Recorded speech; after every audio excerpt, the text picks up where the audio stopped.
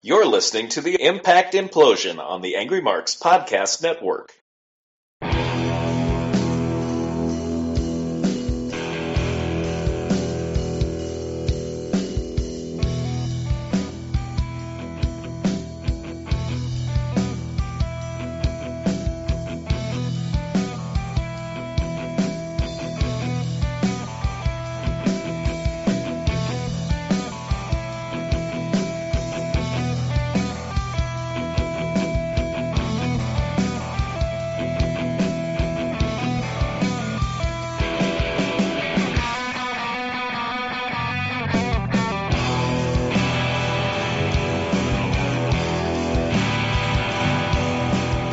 It is another episode of the Impact Implosion on January 12th, 2016. About to be January 13th, 2016. And I am Seth Draken, and on the other end of the tin can and string is Mike Poland. Hey, folks. We're about to have a rant up in here. Yep. Tin can and string because TNA can't afford anything more. Which you would all believe if you still believed I worked for that damn company. So yes, let me get on a rant here because we're going to have to talk about this. As some of you may know, and more of you will know listening to this, next week on the show, which was taped already, Matt Hardy will be winning the world title from EC3 and turning heel, thanks to Tyrus. I watched the Pop TV episode on Tuesday, and after an uninspired, botch-tastic performance by Matt Hardy that he put out there, in his two matches on that night, not once did I think, you know what would help Matt Hardy get over? Turn him heel. In fact, basically after that show, my immediate response was, Matt Hardy has given up on TNA and is just waiting for his contract to be done. So naturally, TNA turns Matt Hardy heel and has him be the one to end EC3's undefeated streak. Not some young gun who could really get over huge with as being the one to end EC3's reign of terror, but Matt freaking Hardy in 2016. I don't know what made TNA think that giving Matt Hardy the world title in 2016, when he showed on their debut that he didn't give a fuck about this company anymore, would be a good idea. I seriously don't. Did Pop TV force TNA to do this? Did Matt Hardy pull a bluff and telling Dixie that if you don't give me the world title, I will walk on this company, and Dixie believed it? Or did his contract specifically say that he was done after these tapings? Matt grabbed the contract, pointed to Dixie, and he pulled a Hulk Hogan WrestleMania 9 and tell Dixie, I want the world title, or I am going straight to WWE. I have no idea. When I read this in my parked car, I had a moment of twitching in my eye, and a moment of yelling, fuck, so loud that somebody might have heard me. I am going to say this right here and now. I cannot wait until this company goes out of business. I know it may suck for those employed, but guess what? All of them are probably going to find much better work outside of TNA in the indies. Fuck this company long and fuck this company hard. Rant done. Yep, that thing broke me so bad that I had to let off some steam. I don't think Matt's done after these tapings. I think Jeff might be. No, I know he's not done after these tapings. He'll be, because later, that was done immediately. I did that rant immediately after he won the world title. I immediately wrote that. But, nope, he's not done. He'll be in Europe. Jeff won't be, but we'll get to that in a couple weeks. Oh yeah, Jeff won't be. Other news. TNA signed a few wrestlers. Women. As one who we saw Vignette for tonight. One who we saw, is going to be Gavi Castrovinci, who is going to be Raquel. And a few like Chelsea Green. And one that is supposedly Crazy Mary Dobson. Chelsea Green was on the One Night Only. Yes. Past weekend, which I'll talk about once. And Diana Peruzzo was also on that. Yeah, we'll get to that in a minute. Also, speaking of people who are no longer in TNA, Manic. Manic Depressant. Yep. Manic was taken off the page, and this was news to him, so he talked to TNA, and apparently they decided not to renew his contract. To the Indies with you. Yep. Manic was not, yet like I said, Manic was not told this. So he goes onto the TNA website, sees his site, his profile's gone. So he goes to the office and then gets the news that he's been let go. Oopsie. What a shitty way to do business. You don't even bother to tell the talent. We haven't used them in about 6 months. Let's not tell them anything. Yep. And also on TNA's website, there is a vote to choose which 3 wrestlers, or what is it, 3 or 4, you want to see them use on the indie booking, on their English shows. Not indie booking, their English shows. Which English wrestlers? I believe 4 are Damo, or 3, Will Ospreay. It's not Grado, is it? No, he's already signed. No, it's not. He's already been kind of signed, technically. God damn, again, I gotta look for this shit. Who's Damo? He is a big English dude who is actually pretty agile and had a great match against Shinsuke Nakamura. Okay. And then I know who the other guy. I've heard of the other guy, Will Ospreay. Yep. Still gotta find the other guy, because I know there was one more. Dave Mastiff? Who? Dave Mastiff? No, he's not him. Sorry. Gonna say, is it one of the guys that was in British boot camp a couple years ago? The one that... No, not Grado? No, not them. Okay. Jimmy Havoc was the 3rd guy. Never heard of him. Yep. So Jimmy Havoc, Will Ospreay, or Big Damo. Those are your 3 people to choose who gets to wrestle for TNA on the UK shows. Yay. And you get to vote for them. So I voted for Damo. He's great. I liked the big guy. But vote for Damo. I say vote for Damo, but other people can say differently. But let's go to the one night only show that you saw. One night only live. Yes, from Bethlehem, Pennsylvania. I heard this show was not that good. From who? It was okay. I mean, probably could have had better as far as... Okay, I heard the Knockouts match was one of the worst matches.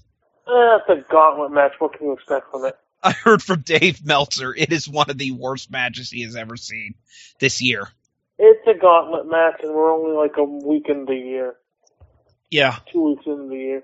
We kick off, though, with X Division match, which was shorter than I thought it was, actually. It was Tigre Uno, Crazy Steve, Mandrews.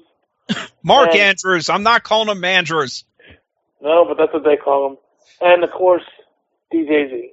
And it's elimination style. Apparently, this was just thrown on the card the day of the show. By the way, I gotta ask this. Did DJZ have his colored afro? His mohawk colored? I didn't notice the color of the hair. Okay. Well, we'll They're get doing into a heel later. thing with Crazy Steve, though, because after he got eliminated, he attacked Tigre Uno and locked in the chicken wing on the floor. And, of course, Tigre's got the injured shoulder that I think he had, the injured probably back at Bound for Glory. Yeah. Tigre wins with a little bit of bad psychology. Mark Andrews gets the elimination on DJZ, which they actually had him eliminate both DJZ and Steve.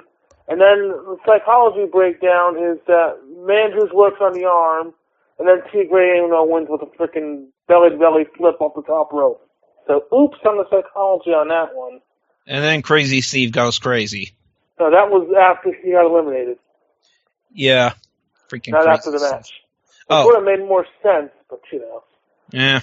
We have we have Rockstar Spud versus Aiden O'Shea up next. Yeah, originally this was supposed to be somebody else versus Aiden O'Shea. Shira. It was supposed to be Shira, which wouldn't have been much better. Oh, no, I think it would have been worse. Of course, they come up with the angle that Shira had the air let out of his tires or something like that. Oh, come on, okay. You can't say that is a bastard thing for a heel to do. That is what wrestlers call a rib. A pure people would do that back in the day. I wonder who was responsible for this. Not the guy who's the thug or whatever he's supposed to be. Yep. But this match is terrible. It consists of basically Aiden O'Shea bullying Spud on the microphone while he's beating him up. for about the 5 minutes this match was. And then Spud wins with the underdog. We have the in-ring debut for Mike Bennett against Robbie E., which was what it was. I've heard it should have been longer. It should have been shorter than it was. That Robbie E. was allowed to get more offense than he should have in this debut match. But to be fair, you don't really want to squash Robbie here either.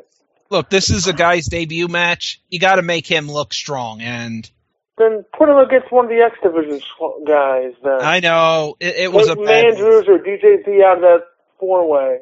Bottom line is, it was a bad move to do this match. Bennett wins with the Divine Intervention, which I can't remember what that was supposed to be, and then cuts a promo about everybody needs a miracle and about that kind of thing. And then we have the Knockouts Gauntlet, which you mentioned. Oh, God. Which, if you don't like that, if you're like me, you don't like that Dollhouse theme, you hear plenty of it in this match. Yeah. And pretty much this is Kong comes in and cleans house and she wins, and she'll get her title shot in a couple weeks. Yeah, it was already spoiled on the tapings that Kong was going to be the one with the title shot, so yep, you knew who was winning this match. Next is Trevor Lee versus Pepper Parks, which was a little bit of a surprise because I didn't know Trevor Lee was actually on the roster. I didn't know either, but yeah, apparently he was, and was on the.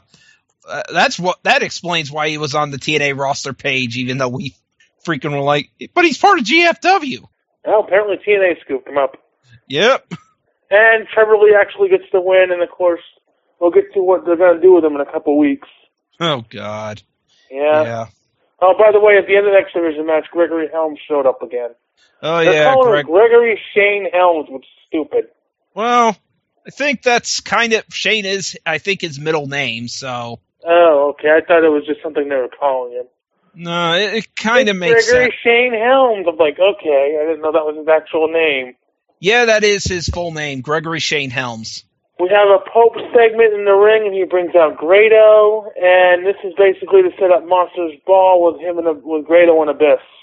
Oh, God. Why did they... Is it as bad as I fear? Not really. Not really? They get... If you can consider Mike Bennett and Robbie E. bad... What? I suppose. If you can consider the Bennett-Robbie E match from earlier bad, I suppose. Oh. But no, this is basically Pope trying to light a fire under Grado, which I kind of like that part of the story. Unfortunately, the Open Challenge storyline never works. No, it doesn't. Well, so except when John Cena did it. Except when John Cena. Yeah, but I mean with guys like Grado or good job guys trying to do it.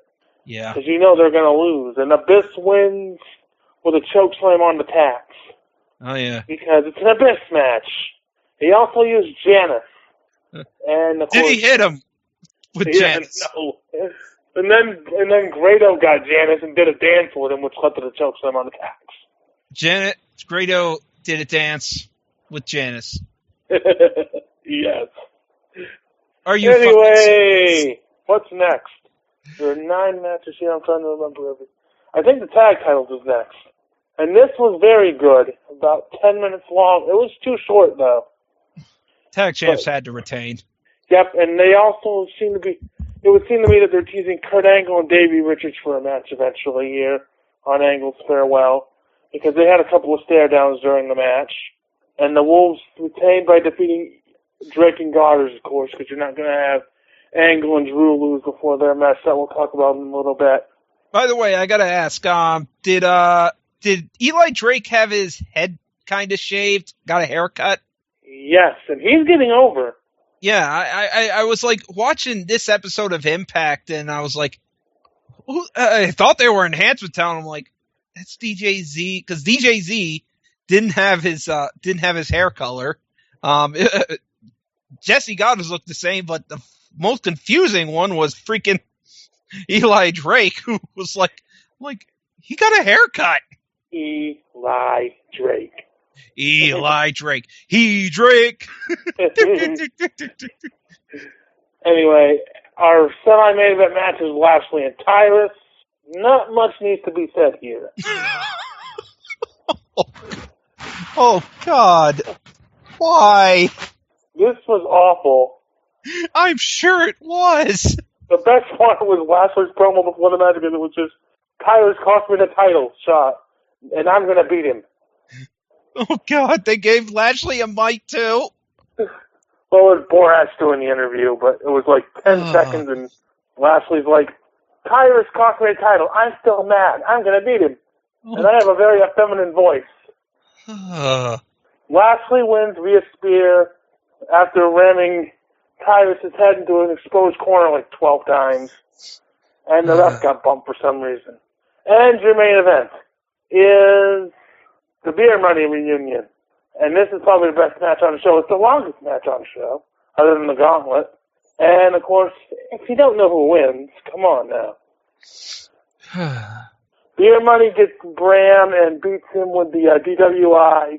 And apparently they're heading for a tag title feud with the Wolves before the Wolves either may or may not leave the company. Well, of course. Yes, they hop off one Titanic to another. Yeah. Well, anyways, I guess we got to get to the show, which was actually pretty good. Yeah, next month, One Night Only is Rivals, which is basically all the matches that they taped during the Impact tapings last week that weren't Impact matches. That weren't Joker's Wild matches. Which, that was only 3 matches, but anyway. Yeah. Well, anyway, basically, we had the commentators talk about the main event, and the announcer said, Matt overcame the odds. And I was like, that was just said.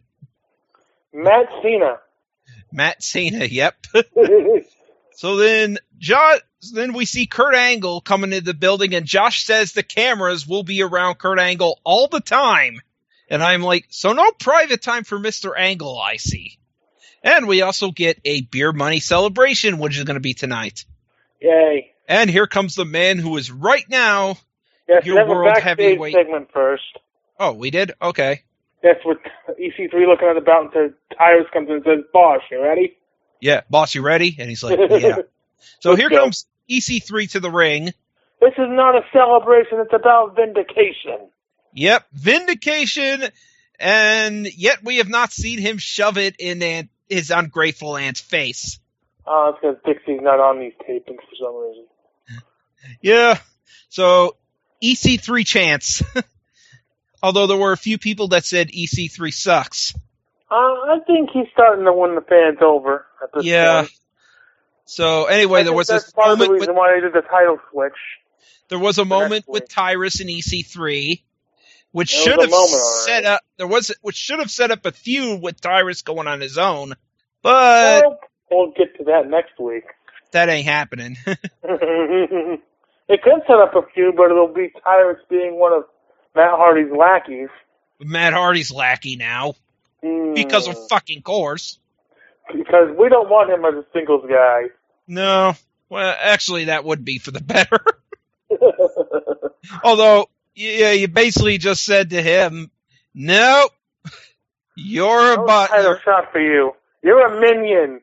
You're the world's biggest minion. Yep, you're a minion. But so here comes Jeff Hardy in wrestling gear, and he hands EC3 a note, and he says, "Well, I don't think you can read this, Tyrus.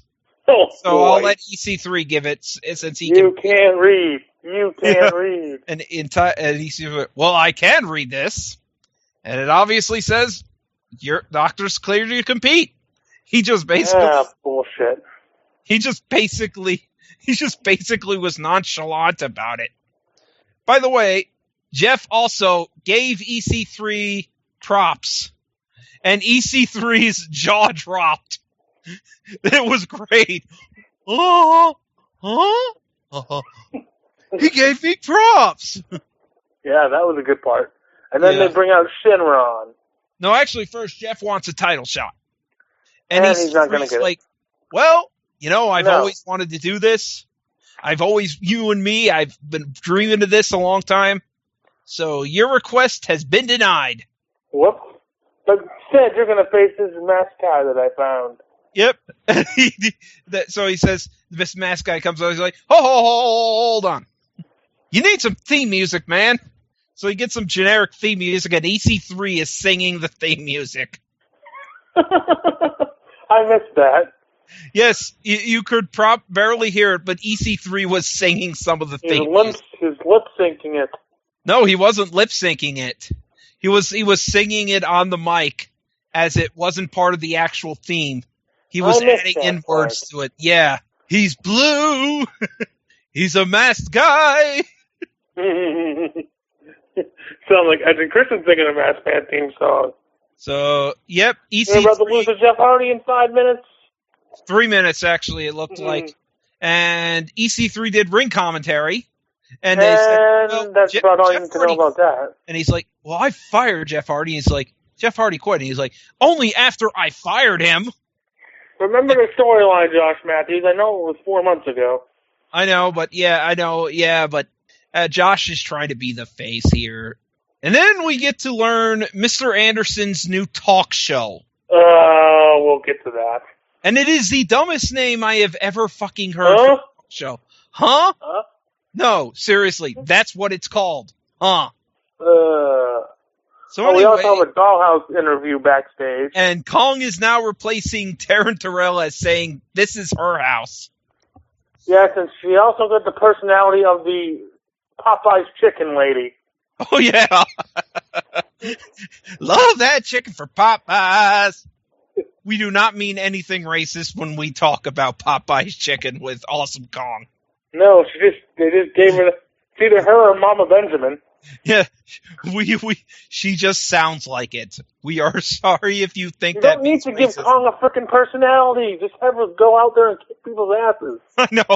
I know, but seriously, yeah, because Jericho did something recently where he talked about Back of the Bus Boys, and people thought that was a racist thing because he was talking about Mark Henry being one of the Back of the Bus Boys. Oh, God. And everyone had to say, dude, Back of the Bus Boys doesn't mean racism at all.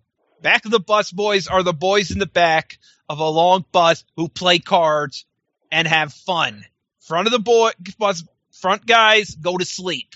Back of the bus guys do fun shit. From town to town. Yeah. So yes, here comes the beautiful podcast is the worst podcast I've ever heard. No. So the beautiful people, the two of them come out and say the Dollhouse, the four of them, should be worried about them. Apparently no one called Velvet Sky or Madison Rain math. We're outnumbered here. I know, I was like even if you had Angelina Love, we'd still be outnumbered. Yes. And this gets even worse when we find out this match is a street fight. And they're like... Although, to be fair, Marty and Rebel are both terrible, so, you know. But yeah, they're still on the outside. They're still people. They still can swing weapons. It's not like they're terrible enough to sing weapons. Oh, you never know. They're terrible. They beat down Kong with kendo sticks in this match, and then they did like the Star Wars lightsaber standoff. I know, but and I love this. I love Jade basically responded, when the beautiful people speaks, and she has a bulldog falling asleep. Picture of bulldog falling asleep. Jade wins with the package pile driver. Yes, there was a point where they were beating up, and Marty and Rebel are on the outside just looking. I'm like, get the fuck in there, you two. You are this is a street fight. No Even DQ. worse is Marty on the microphone backstage before the match. Oh, yeah. You need to talk to me first. Like, you're not threatening at all and you're terrible, so get out of here. We'll I don't know why Kong did what she did. Yeah. And I really was like worried about the beautiful people winning this match because they were beating up on Kong, and I was like, oh, thank fuck. Nice of Jade to be allowed to win, but the beautiful people got more offense than believable in this match. Well, it had weapons in it, so you know. And Josh was nice enough to point out how stupid the beautiful people were for wanting this match. As we just pointed out a couple seconds ago. There's 4 of them and 2 of you.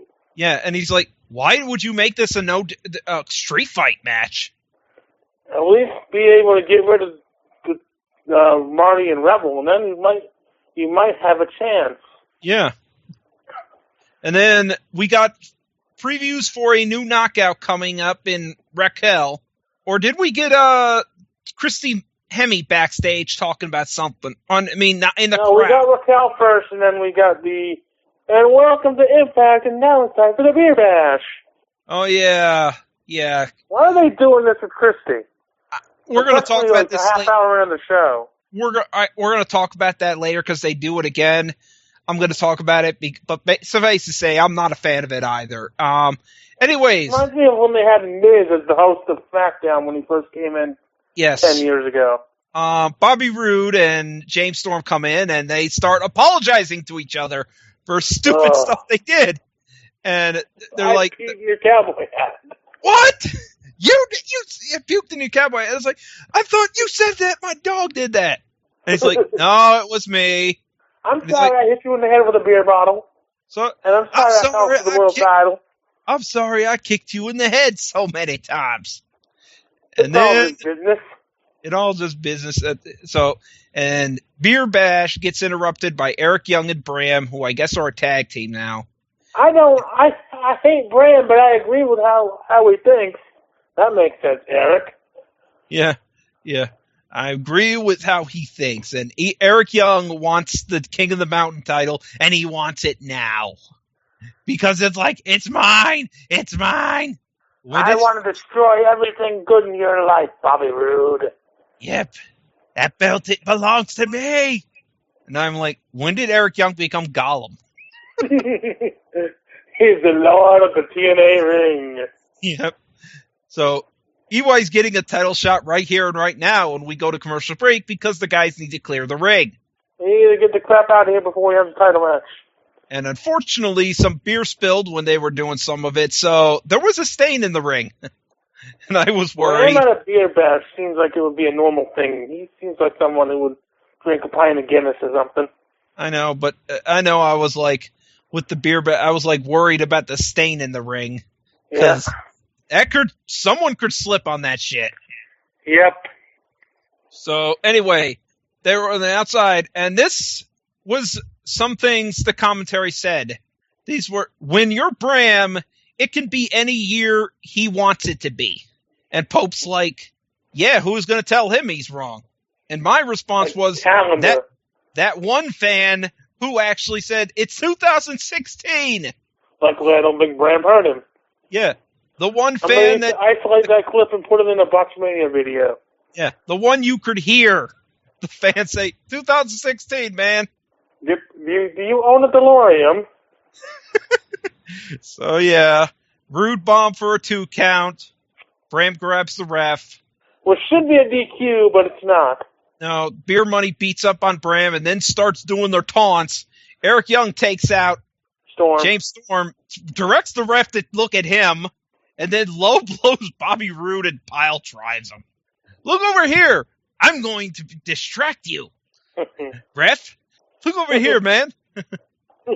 So now, EY is the new King of the Mountain title, so he has held every incarnation of that belt.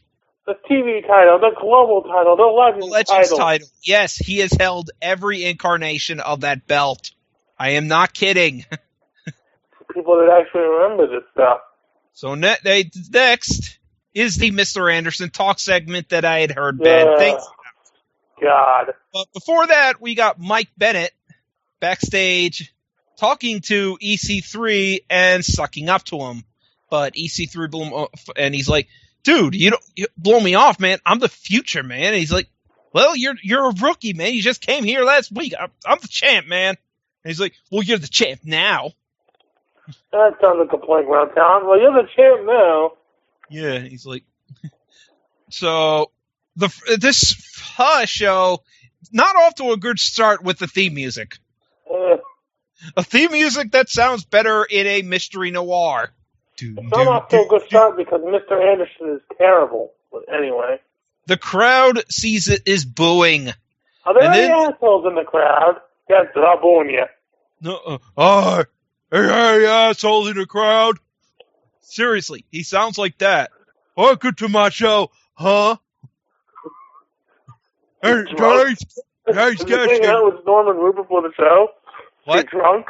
No, but that's his voice. Huh? Is there any assholes in the crowd here? Remember when he actually had a personality? I know, but let me say this. There's a reason this was a bad idea, and the main reason is Mr. Anderson cannot do an interview as the interviewer to save his life. But they had nobody else to do this segment.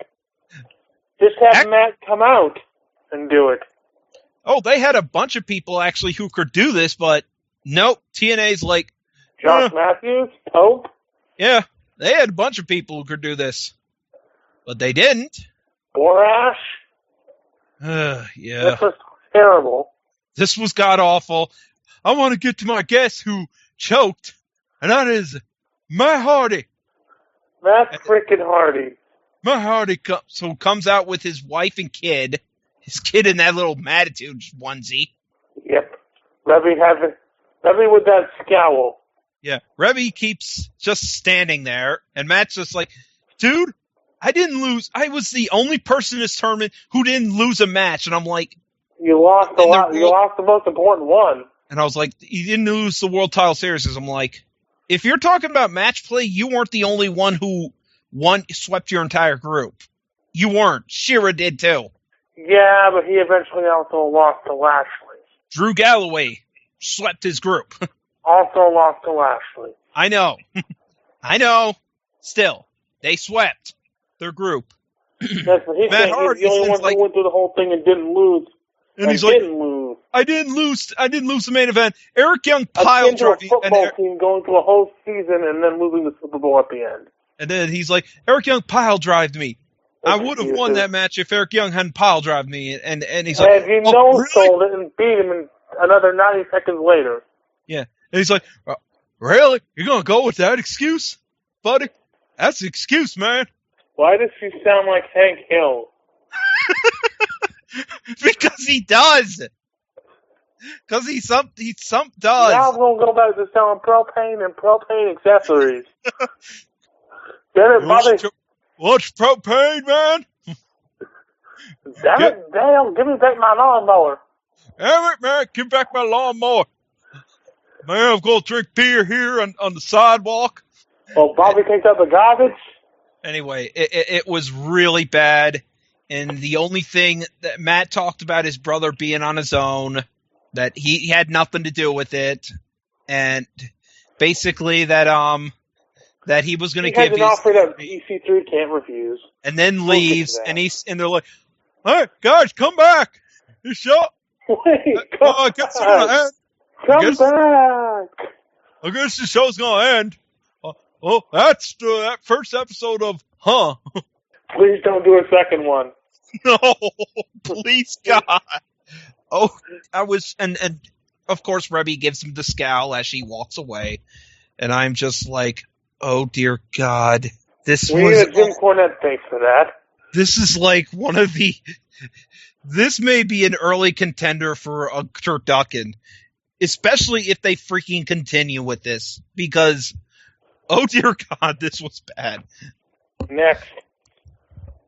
Next. Champion Showcase. We will thankfully move on from that. And actually, during that match, during that segment, I had to grab a beer. Well, not a beer, but a cider. I had to grab some alcohol. Actually, they have introduced that's going to be next. Say the Champion Showcase is going to be next. But actually, what's next is Christy Hemme talking to Drew Galloway in the crowd. Why is she doing this? I basically have to say, this segment is dangerous. Especially if you're Christy Hemme. If you're that close to the crowd, it only takes one drunk psycho. One. To get in there and do something. And this whole thing falls apart. And don't think that wouldn't happen. It's a TNA show, of course it would. That shit will happen in any show if you do this. If you interview wrestlers from the crowd. That's why they generally do it from the backstage area. Yeah, or if they do a front seat, it is several rows away from everyone, and they have security all around them. Well, let's be real, with TNA, they probably don't have several rows. I know. It's just god-awful thing, and you're just like, the crowd. So then we see Eric Young celebrating with Bram backstage, And Bram keeps talking about it being 2006.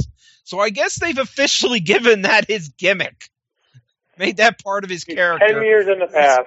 Got to mention 2006. Where he's like, they haven't been relevant since 2006. And I'm like, I guess. 2008. No, he said 2000. No, I know, No. but he said 2006. I know, it hadn't been. James Storm was in America's Most Wanted still. I know, but yeah, it's like Bram. I guess he's going to make this 2006 thing. They're going to make beer money extinct. That was the point of that. I know, but yeah, anyway, Tigre Uno and the Wolves team up, and originally I thought this was against Enhancement Talent. And I was like, did I warp back to the old days where they were just... Nope, it was Eli Drake with his haircut, DJZ with no color in his mohawk, and Jesse Goddard's. Not bad. I originally said Eli Drake is bald, and I looked, I was like, no, he's not, but he got a haircut. So, this was an okay match. DJZ, Jesse Goddard's had accidentally clotheslined DJZ earlier on in the match. Yep. And then Jesse Goddard's is about to hit, locks Davey in the Adonis crab, and DJZ's like, well, F you, just kicks him in the face. Kicks him in the face. The Wolves hit their finisher. They win the match. Which is the same move that Red Dragon uses as a finisher, too. Yeah. The kick into the brain buster. Yeah. So, after that, we have EC3 coming out. Matt Hardy, you have nothing to offer me, but... he says first, apparently Matt has something to offer me, so Matt, get out here. He basically is like, just get out here. I want to hear your offer. And then he points at Matt Hardy and says, you have nothing to offer me. I have beaten you every time we have faced. And he's like, do you want to know what I have to offer? And he's like, you're going to, I have the one thing you can't take from me. And he's like, oh, not really, but I'll hear you. And he's like, I will never wrestle in TNA again. And I'm actually doing this better than Matt Hardy did it, but I will never Matt Hardy wrestle. Can't act. Yep. I will never wrestle in TNA again and he's like, sure, but I can't beat you whatever match I want. And I was like, I can't submit you. I'm not going to pin you. I want to be over you. So last man standing. That's next week. Next week, last man standing. So Angle Drew, which was a great match. And They mentioned William Gardner won the bracket brawl. Who cares? So this really actually got good. Really, it actually got great at the end. Angle hits an angle slam, 2 count. Angle lock, Drew gets out of it. Drew hits the future shock, 2 count. Ankle. He hit the kick too. Well, that was later, yeah. Angle lock again. Drew gets out. Drew gets out again. Drew hits a Claymore, only gets 2 count, then hits a second one and a 2 count. And then an angle slam for the second time, and Drew kicks out. And then they go to the top rope, and Angle does an angle slam off the top rope and wins. That was a damn good match. Good match of the year, I would say. Yes, in TNA, of course. Yeah. Sure, there were in other companies, but the show gets a B- overall. It doesn't get any higher because that segment really killed things. It absolutely was just bullshit. It did take a couple matches to actually get into the show because the Hardy squash and the street fight and everything. Yeah, the street fight, but yeah, and I was like oh my god, I may give this a D. I was like, oh god, stop, guys, just stop. Get the hook. Get the hook. Somebody send the sweeper out to sweep these people out of the ring. Yep. God, this was bad. So that was bad. So anyway, that's it for the show. Do you have anything to sell? January 30th, Limitless Wrestling at the American Legion Post 84 in Orono. On the cards, you will have the Minutemen taking on the Influence. We'll have a 4-team elimination match involving the Falcon Corps, the Private Party, the Cuban Rum Crisis, and the team of Alexander Lee and the Dragon Kid. And no, the Cuban Rum Crisis is not a drink of any kind. It's an actual tag team. Okay. Yep. And then you also have Britt Mastone against Alex Mason, Brian Fury against Xavier Bale, Ace Romero and AR Fox. And in the main event, it is Chris Hero against Zack Sabre Jr. I've never seen Zack Sabre before, so I don't know who he is. He is supposedly great, so you That's might what I've heard. get a good match out of him. Is that it? That is it, yes. This week's and probably a little bit next week will be me talking the worst on my website, talking the best and worst movies of 2015. I did 20 each category. And also the movie that won the Geno Award is Fantastic Four. Alrighty. So with that said, Miley, we are heading to bed. All right. Good night, everybody.